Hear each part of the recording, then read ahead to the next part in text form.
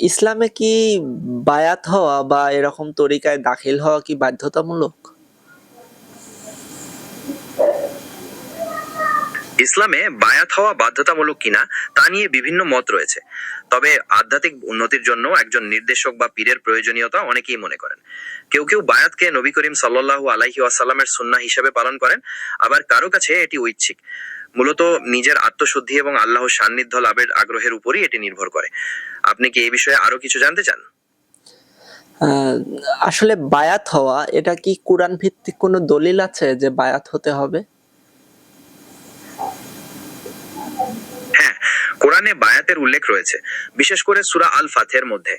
একটি আয়াতে বলা হয়েছে, যারা নবী করিম সাল্লাল্লাহু আলাইহি ওয়াসাল্লামের হাতে বায়াত হয় তারা মূলত আল্লাহর হাতেই বায়াত হয়।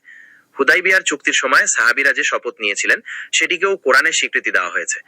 মূলত এই বায়াত হলো আনুগত্যের প্রতিজ্ঞা এবং আধ্যাত্মিক উন্নতির পথে এগিয়ে যাওয়ার একটি পদক্ষেপ। আপনি কি এই বিষয়ে আরো নির্দিষ্ট কিছু জানতে চান?